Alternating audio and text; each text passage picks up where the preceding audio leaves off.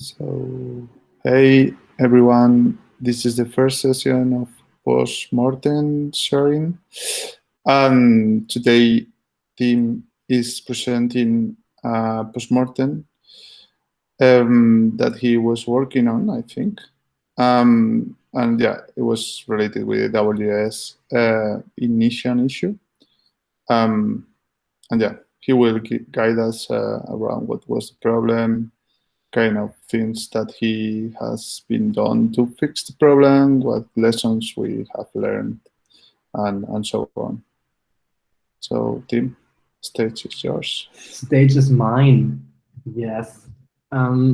So yeah, that's maybe more like a lightning talk. I didn't prepare any slides, and please bear with my internet connection. So I have issues once in a while with upload. So when I get lost, it's my internet. But anyway, I can share my screen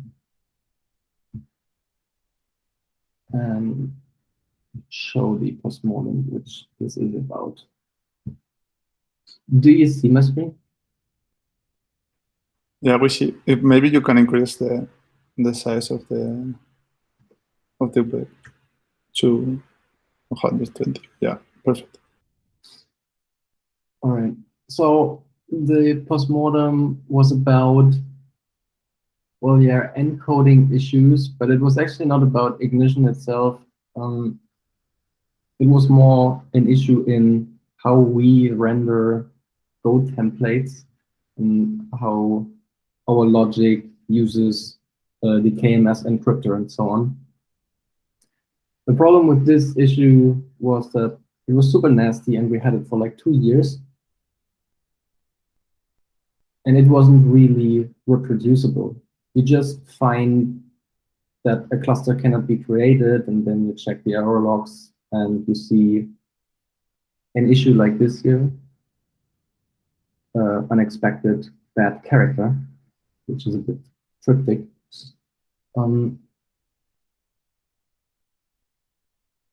So we never could get a hand on it or a handle on that, and I was talking with Thomas recently, where he had an idea what this might be about, and I got a little frustrated, so I wanted to get going with that, play a little bit around and prototype. And I thought writing a unit test in order to get this reproducible would do a thing, but then at the end it didn't. And here is a pull request that I made. It's still, no, I think, oh yeah, it's still a draft. I wanted to extract something, but anyway. So here are just a lot of changes. And this is because I tried to capture the CR manifests of the cluster for which I saw that error in some installation. And I thought, okay, cool.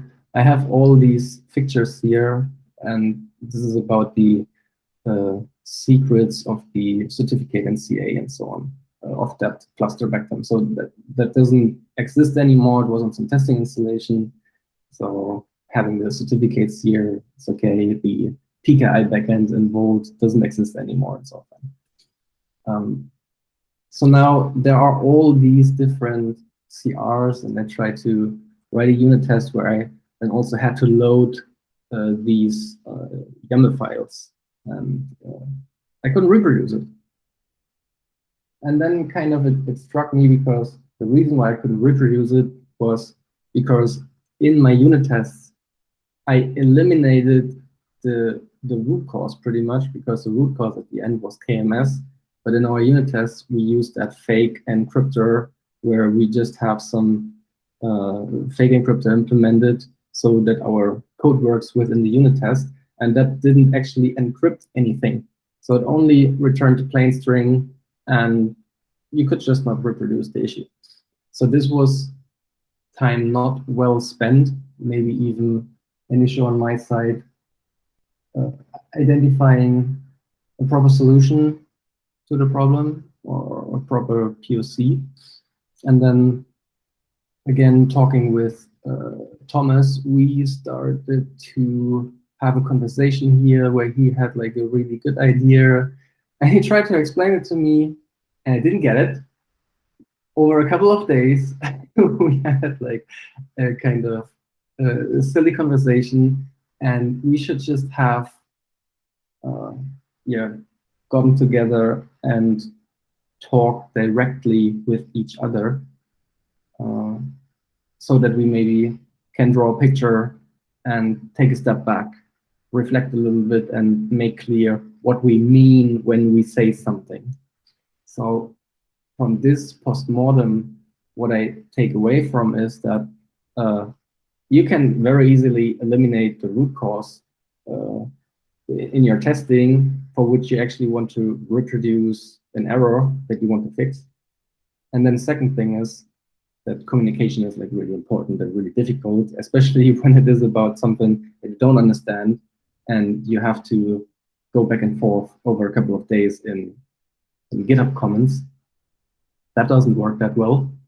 So these were the kind of things that I wanted to share because I thought for me in that situation, it was kind of revealing, like what happened throughout the process of working on the postmortem and so on.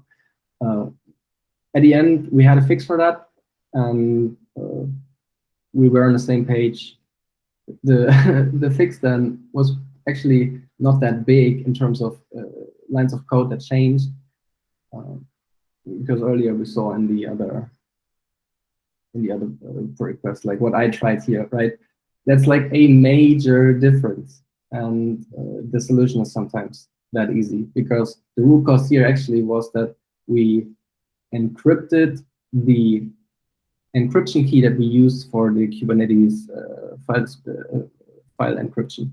We encrypted that file twice, and that sometimes caused a weak combination of characters by pure chance, which made the Go template engine fail when it tried to render that content. And the solution here was simply to treat the encryption file just like the certificates and not like all the other templates that we manage in that case. And I think, yeah, that was what I wanted to share. Okay, good, thanks. So you say two things you have learned. One was what the communication gap that you have between you and Thomas. What you would do better right now? I mean, because I guess the harsh part is when it's not like really high priority post-mortem, maybe you don't really go directly to the person to not try to rush too much or to load the person with messages. So what you will change right now? Yeah, maybe just looking for more closer contact for real conversation and a quick meet when we can arrange that. Just getting together for 10 minutes and talk through it in a more direct way of communication. I think that would greatly help. And yeah, for something that I don't understand, I should say, hey, buddy, friend, should we maybe just talk about it real quick? When do you have time? Let's get together. I should have noticed that after the second or third GitHub comment that I didn't understand. And then I just should have opted for a better way of communication channel. Cool. And the other one was about reproducing the issue, right? Mm-hmm. And I guess that as we are building the product, which is quite complex, sometimes it's really hard to reproduce the scenario where the issue pop or appear. Yeah. So it's something that you will do different today. You would tackle this problem again. This is a bit more complicated because hindsight is 2020. But like with the next issue, maybe everything is different. I can't really make use of the experience that I made earlier.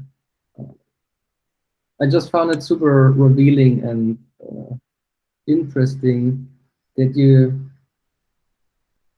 can waste time doing something that doesn't make any sense. Mm-hmm.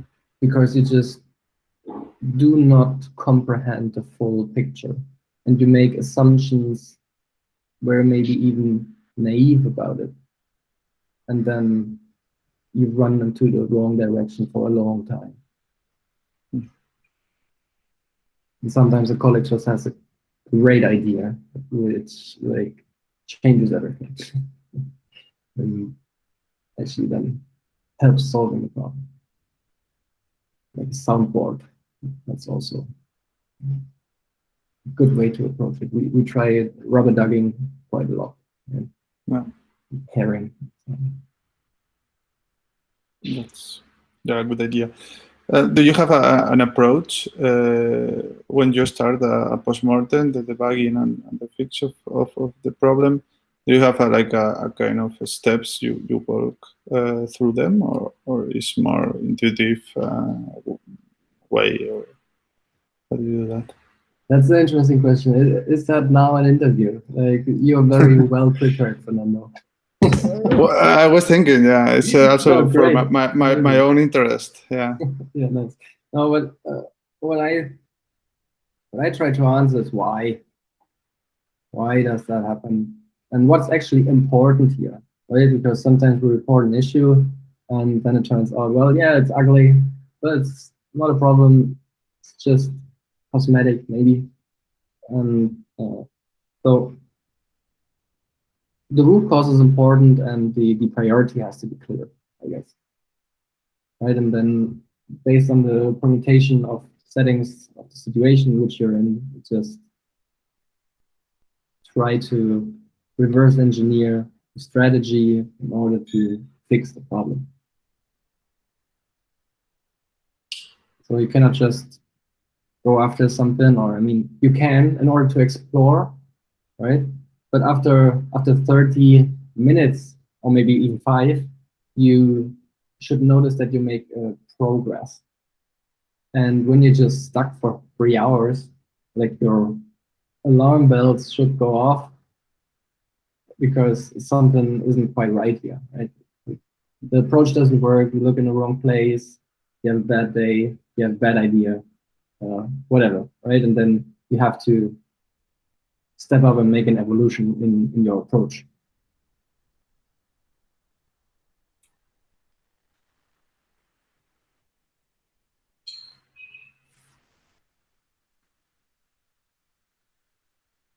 Yeah, cool. I was thinking how is my thinking when I try to work in a postmortem. I kind of have problems time boxing the amount of effort that I put in the postmortem. Sometimes I derail and it's work a lot on it, and I don't have like a picture of the problem. So yeah, I think it's interesting to try to define a period of time and then ask for help or something like that. Yeah. Any other questions? Anyone else? Yeah.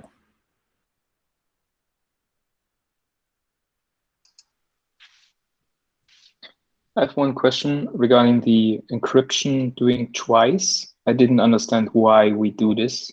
Like, what is the reason why we have to like encrypt things twice? Didn't get it. That was the problem. We must not do that. Ah, okay. Okay. So in this case, we just did it by accident, basically. Yeah. Okay. Yeah, because the code was a little silly. And nobody noticed, and somehow it worked. Most of the time.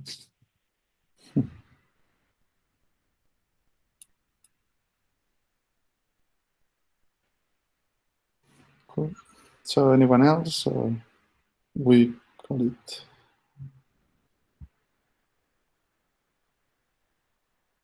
Okay. So yeah, I think we can stop recording. Cool.